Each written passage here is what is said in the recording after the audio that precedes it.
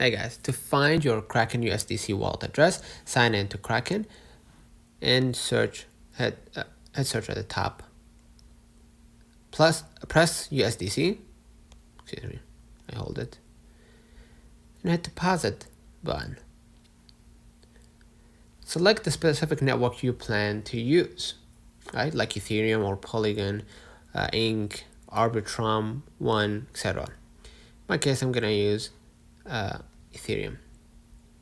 Okay, the corresponding wallet address and QR code will be generated.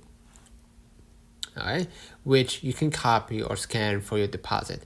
It is critical to select the correct network, as sending USDC on the wrong one will result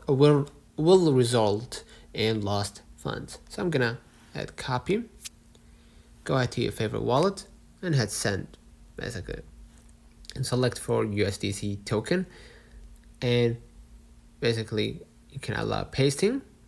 Right, this is demonstration only.